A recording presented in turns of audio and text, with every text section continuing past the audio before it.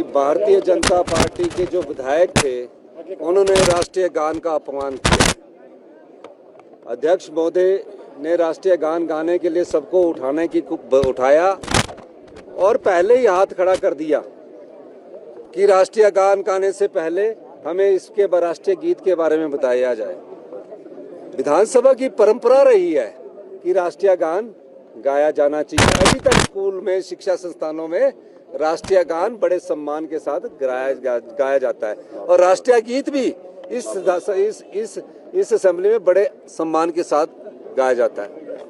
मुझे आज पहली बार बड़ा दुख हुआ, जो पार्टी राष्ट्रीय गान का अपमान कर सकती है, राष्ट्रीय गान के अपमान में विरोध कर सकती है, हिमाचल प्रदेश की जनता, हिमाचल प्रदेश की कांग्रेस पार्टी, हिमाचल प्रदेश के विधायक दल के नेता, भारतीय जनता पार्टी के जो राष्ट्रीय गान का अपमान हुआ इसको कभी सहन नहीं करेंगे।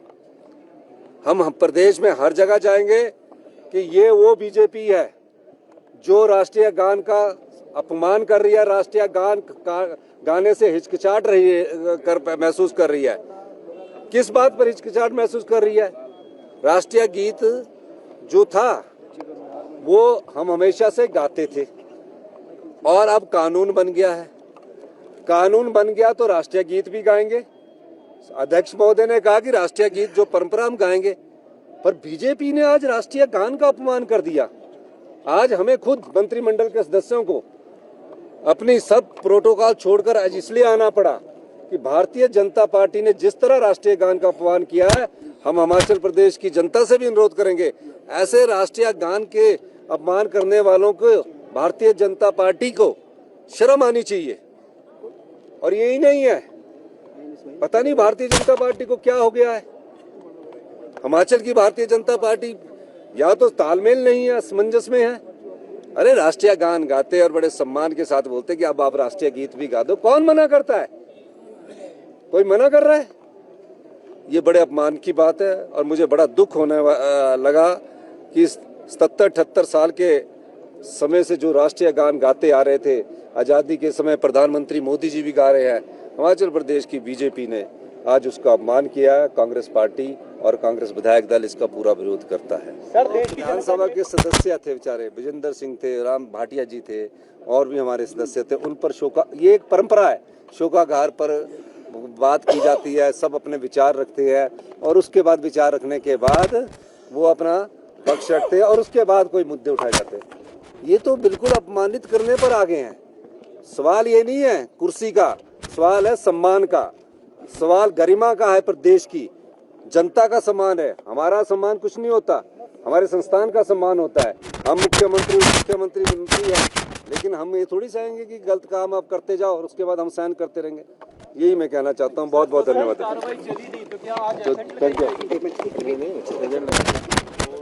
तुलना क्यों हो रही है राष्ट्रीय गानों? यस, ये आपने बहुत किया कि ये तुलना क्यों कर रही है। ये तुलने का कोई समय नहीं है। आपके सामने अध्यक्ष जी ने कहा कि हम राष्ट्रीय गीत भी गाएंगे। जब अध्यक्ष जी ने कहा ये तुलना का समय नहीं है, मतलब राजनीति इतनी निचले स्तर पर ले जाओगे जहां राष्ट्र का सम्मान नहीं करोगे? क्या राष्ट्र कितने सालों की आजादी के बाद देश आजाद हुआ?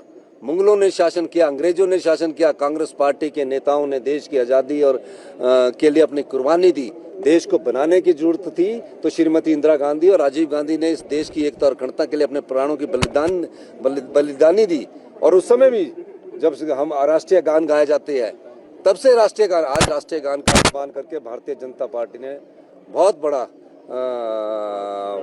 अपराध किया है। इस जनता, हिंदुस्तान की जनता और हिमाचल की जनता इन्हें माफ नहीं करेगी। और देखिए, अध्यक्ष महोदय को इतनी ठेस पहुंची कि जिस राष्ट्रीय गान के लिए हम सब खड़े हुए, राष्ट्रीय गान गाया और राष्ट्रीय गीत के बारे में बात करने लगे और जो तुलनात्मक अध्ययन करने के लिए लगे, उन्होंने बोला ये तो जब देश के हम सब नागरिक हैं, चाहे वो कोई कांग्रेस पार्टी के चाहे बीजेपी के, सब नागरिक, इस नागरिक के, हम देश के नागरिक हैं, लेकिन ये तुलना करना, ये पहले गाओ वो बाद में गाओ, ये अपमान है।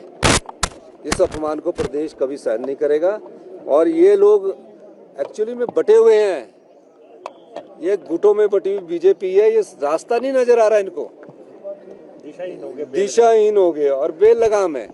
सर, आपको क्या लगता है कि ये बहस वंदे मातरम की बहस इसलिए शुरू की गई है कि केंद्र सरकार की जो नाकामी है उसमें जनता का ध्यान भटकाना है? नहीं। बहुत सारे मुद्दों पर केंद्र सरकार घिरी हुई है। नहीं, ये बिल्कुल सही कहा। वो इस बहस को चाहते थे, लेकिन राष्ट्रीय गान का अपमान करके राष्ट्रीय गीत के नाम पर चंदा चोरी के मुद्दे पर ये देश का ध्यान भटकाना चाहते थे।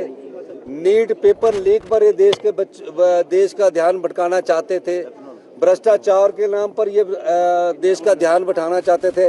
E20 एथनॉल में जो इन्होंने मिक्सिंग की है और जिसके कारण आज चिमनी का रेट 65 रुपए किलो हो गया। कितना? 65 रुपए। महंगाई आसमान छू रही है। उसके खिलाफ ये अपना ध्यान हटाना चाहते थे और जो भ्रष्टाचारी है उनको बचाने के लिए अपना ध्यान हटाना चाहते थे। इसलिए इन्होंने सोचा कि हम लोगों को पता नहीं होगा, क्योंकि स्पीकर साहब तो लॉ ग्रेजुएट है, उनको पता कि पहला क्या करना, परंपरा क्या है। और उन्होंने कहा भी कि यार संसद में पहले राष्ट्रीय गान गाया गया है, फिर भी इन्होंने राष्ट्रीय गीत गान का अपराध किया। बहुत बड़ा अपराध किया, बहुत बड़ा अपराध किया। करना पड़ा है कल तक ना तो शो। बिजली का बिल हर महीने बढ़ रहा है, तो अब सूरज की रोशनी को अपनी बिजली का जरिया बनाइए। हिमटेक्स सोलर के साथ लगवाइए अपने घर, दुकान या व्यवसाय के लिए स्मार्ट सोलर सॉल्यूशन। कम बिजली बिल, साफ ऊर्जा और लंबे समय की बचत। सोलर लगाने से लेकर सही सिस्टम चुनने और सब्सिडी पाने तक हिमटेक्स सोलर आपके साथ हर कदम पर। तो इंतजार किस बात का? आज सूरज की ताकत अपनाइए और अपनी बिजली के खर्च को कम कीजिए। तो देर किस बात की? Hurry up for subsidy benefits and on 31 मार्च 2027। हिमाचल की वादियों में एक नाम है जो सिर्फ पढ़ाता नहीं, भविष्य बनाता है। Himalayan group of professional institutions, जहां शिक्षा मिलती है दिशा के साथ। चाहे इंजीनियरिंग हो, लॉ, फार्मेसी या नर्सिंग, हर स्ट्रीम में आधुनिक इंफ्रास्ट्रक्चर, अनुभवी फैकल्टी और ग्लोबल एक्सपोजर। यहाँ हर क्लासरूम से निकलता है एक नया चैप्टर सफलता का।